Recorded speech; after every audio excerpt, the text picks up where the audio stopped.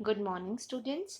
आज हम कक्षा 7 की गणित विषय की वर्कशीट नंबर 5 यानी कि कार्यपत्रक 5 करेंगे, जो आपको 6 अक्टूबर 2020 को करने को मिलेगी। और आज की हमारी वर्कशीट का टॉपिक है प्रायिकता। उफ, आज बहुत गर्मी है, शायद वर्षा होगी। नहीं, आज वर्षा नहीं होगी। इस तरह के कथन आपने अपनी जिंदगी में बहुत बार सुने होंगे। हर रोज की बातचीत में हम अक्सर प्रायिकता का प्रयोग करते हैं। जैसे हमारे जीवन में स्थितियां होती हैं जिनका घटित होना निश्चित है, कुछ ऐसी जिनका घटित होना असंभव है, और कुछ ऐसी जो हो भी सकती हैं और नहीं भी हो सकती। स्थितियां होंगी या नहीं होंगी, संयोग या संभावना पर निर्भर करता है। घटना के होने व ना होने का संयोग ही प्रायिकता है। तो आशा करती हूँ अभी आपको प्रायिकता का मतलब समझ आ गया होगा, और इसको हम गणितीय रूप में या इसकी परिभाषा या हम इसका सूत्र होता है, किसी घटना की प्रायिकता घटना के संभावित परिणाम बटे में घटना के कुल परिणाम। इसे हम कुछ उदाहरण के द्वारा समझने की कोशिश करेंगे। चलिए पहला उदाहरण लेते हैं। जब किसी सिक्के को उछाला जाता है तो इसके दो संभव परिणाम चित्त या पट हैं, तथा यह एक समप्रायिक घटना है। अतः चित्त या पट आने की प्रायिकता 1/2 है। अब ये 1/2 कैसे आया बेटा? यहाँ पर आप देखोगे, मैं जैसे अगर प्रायिकता को हम P से लिखते हैं और चित्त लिख देती हूँ। प्रायिकता चित्त, इसका मतलब क्या हो गया? मैं चित्त के होने की प्रायिकता लिखना चाह रही हूँ। अब आप बताइए, इसमें है घटना के संभावित परिणाम। अब हमारे दो हैं, एक आपका चित्त है और एक आपका पट है, हेड और टेल। तो अगर हम चित्त की प्रायिकता निकालेंगे तो इन दोनों में से चित्त कितनी बार आया? एक बार। घटना के संभावित परिणाम, और घटना के कुल परिणाम कितने? आप 1 और 2, तो ये हो गया 1/2। इसी प्रकार पट आने की प्रायिकता भी आपकी 1/2 होगी। चलिए हम एक और उदाहरण से इसको समझने की कोशिश करते हैं। जैसे हम एक पासा लेते हैं और हम उस पासे को उछालते हैं, तो हमारे कुल संभावित परिणाम क्या होते हैं? 1, 2, 3, 4, 5 और 6। अगर मैं आपसे पूछती हूँ कि इसमें 2 आने की क्या प्रायिकता? P2 आना, तो आप बताइए इसमें 2 कितनी बार आया? केवल 1 बार। गिनना है हमें, संख्या नहीं लिखनी, 1 बार। और इसके कुल संभव परिणाम कितने? 1, 2, 3, 4, 5, 6। तो 2 आने की प्रायिकता होगी 1/6। इसी तरह से 1 आने की प्रायिकता भी हो गई 1/6, 3 आने की प्रायिकता भी हो गई 1/6। तो चलिए अब हम और आगे की ओर बढ़ते हैं। किसी भी निश्चित घटना की प्रायिकता 1 होती है और किसी भी असंभव घटना की प्रायिकता 0 होती है। ये आप हमेशा ध्यान रखेंगे कि जो निश्चित घटना है उसकी प्रायिकता 1 होती है और संभव घटना की प्रायिकता 0 होती है। अगर आज मंगलवार है तो कल बुधवार होगा।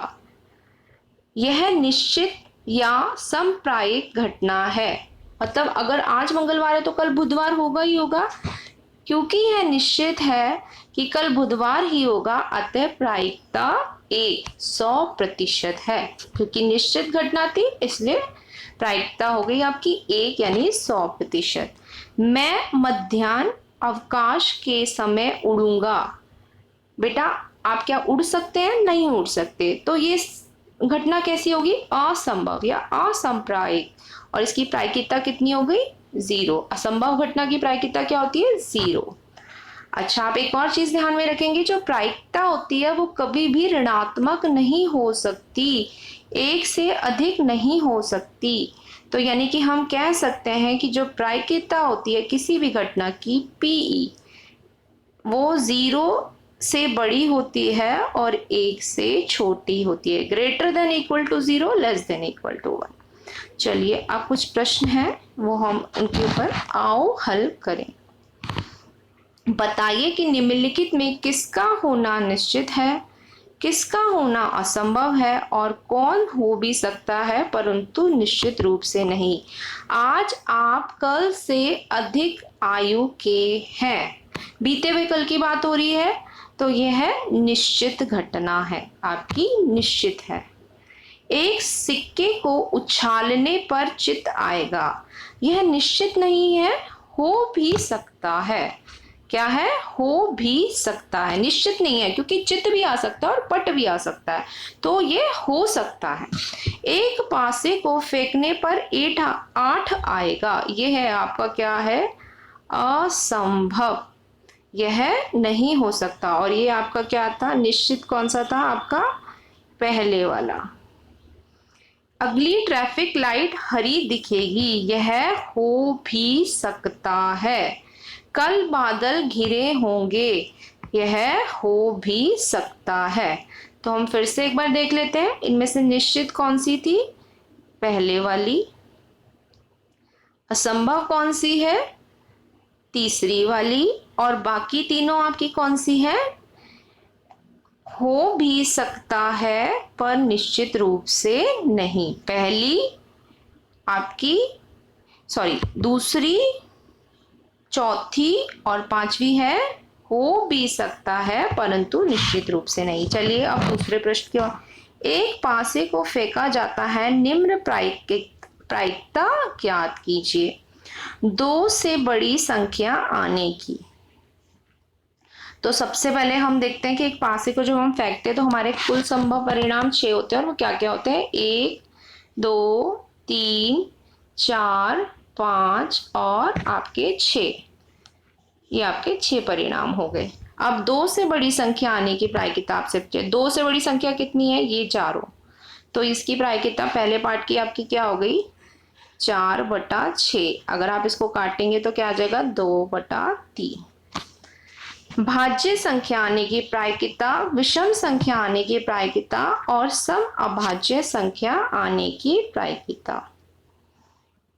तो चलिए हम यहाँ पर इसको करते हैं। तो हम जब पासे को फेंकते हैं तो हमारे कुल संभव परिणाम हम लिख लेते हैं पहले। 1, 2, 3, 4, 5, 6। अब पहले भाग में बोला है 2 से बड़ा, प्रायिकता 2 से बड़ी संख्या। ये हमारी इसमें 4 संख्याएं हो गई। 2 से बड़ी में 2 नहीं लेना, ये चारों आ गई हैं। तो ये हमारा हो गया 4/6 बराबर 2/3। दूसरा पार्ट देखेंगे अब हम। दूसरे पार्ट में हमारा क्या है? भाज्य संख्या। भाज्य संख्या के लिए बोला है इन्होंने आपको। तो अब भाज्य संख्या पे आ जाइए। P भाज्य संख्या। भाज्य संख्या हमारी कौन कौन सी है? भाज्य संख्या हमारी हो जाएगी, एक तो 4 और एक 6। बेटा आप ध्यान रखेंगे कि जो 1 होती है वो ना तो भाज्य होती ना ही अभाज्य। तो ये हमारा हो गया 2, क्योंकि 2 इसके संभावित परिणाम अनुकूल है और कुल है 6। तो ये हमारी हो गई 1/3। तो भाज्य संख्या के लिए हमारा हो गया है। अब हम अगले पे आते हैं। अगला हमारा था विषम संख्या। विषम संख्या इसमें हमारी 3 है, 1, 3 और 5। तो विषम संख्या आने की प्रायिकता हो जाएगी हमारी 3/6। विषम संख्या की हो जाएगी 3/6 यानी कि 1/2 आपका। और आखिरी क्या? सम अभाज्य संख्या आने की, कि मतलब सम भी होनी चाहिए और अभाज्य भी संख्या होनी चाहिए। वो संख्या केवल एक संख्या है, 2, जो कि सम भी है, सम संख्या है और अभाज्य संख्या है। तो 2 इसकी प्रायिकता हो जाएगी चौथे पार्ट की आपकी 1/6।